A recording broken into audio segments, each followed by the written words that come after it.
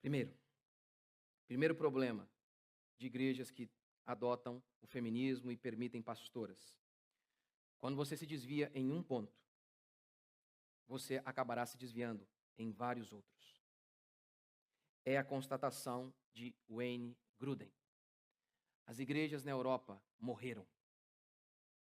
Praticamente não existem igrejas cristãs na Europa.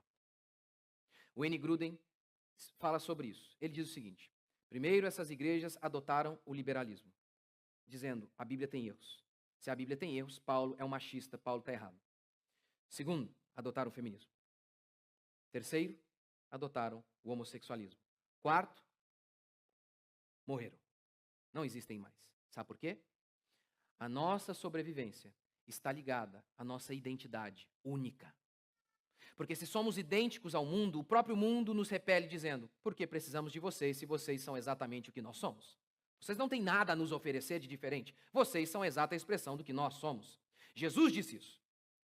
Se o sal, que são vocês, cristãos, que impedem este mundo de apodrecer, se o sal perde o sabor, ele não presta mais para nada, a não ser para ser pisado. É isso mesmo que as feministas fazem. Primeiro, nos abraçam, nos envolvem e dizem, nossas doutrinas são iguais às de vocês. E entram para dentro da nossa casa. E depois, nos expulsam da nossa casa. Foi isso que o feminismo, foi isso que o liberalismo e essas doutrinas malignas fizeram com a igreja na Europa. Sempre que você aceita um elemento da cultura, por conta de pressão cultural, por conta do medo de enfrentar a cultura, você aceita um pontinho. Naquele instante você abriu uma brecha para que uma avalanche de outras doutrinas entrem. Isso está presente na Bíblia.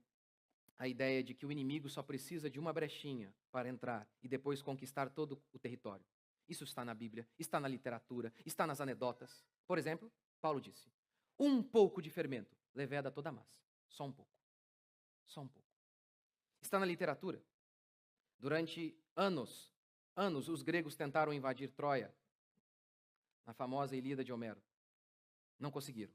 Mas o dia que eles conseguiram enganar os troianos e colocar lá um presente, um cavalo, daí que vem o presente de grego, eles entraram, uma brechinha.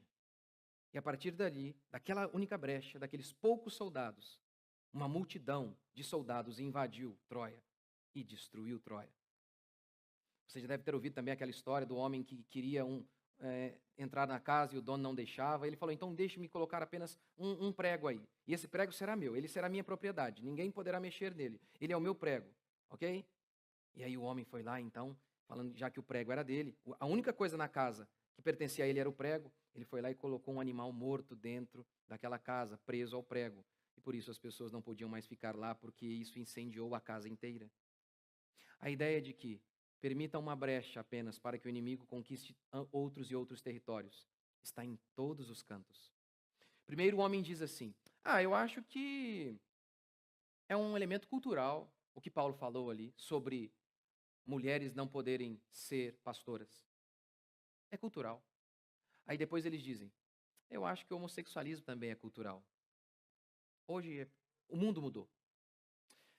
O rapaz um dia está lá, a mulher dele, sabe? A lei da gravidade é cruel com todos. As coisas começam a cair. A mulher começa a ficar mais feia. E aí um dia ele está no trabalho. Na casa dele, a mulher só fala de conta, de criança, de pagar não sei o quê, de comprar. No trabalho, a moça está tudo ali em cima. Um papinho do tipo, que homem. E aí esse rapaz começa a pensar, mas peraí, se Paulo errou em relação ao pastoreio feminino, por que ele também não errou em relação ao mandamento de que a gente tem que ficar com a esposa até que a morte separe? Por que não? Se era cultural a questão do pastoreio, será que também não era cultural a questão do casamento? É só isso que o inimigo precisa, uma brecha, uma brecha.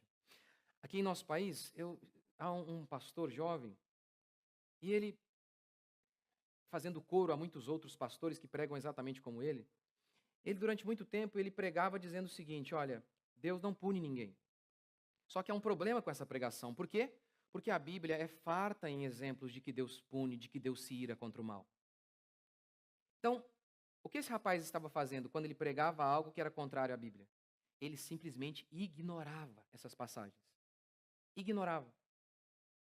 Ou tentava dizer, não, peraí, isso aqui, sei lá, não é isso que quer dizer, é uma linguagem figurada.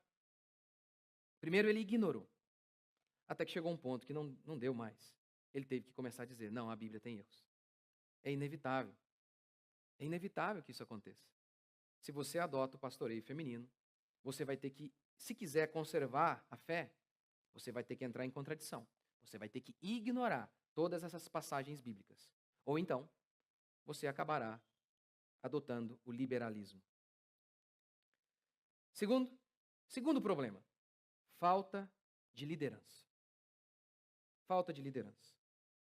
Deus fez o homem com características mais adequadas à liderança. Portanto, se uma igreja é liderada por uma pastora, essa igreja está sem líder. Essa igreja está sem líder. Irmã, seja sincera. Seja sincera. Você acha mesmo que faz parte da essência feminina o confronto? O combate? Isso é um atributo do homem. É um atributo do homem.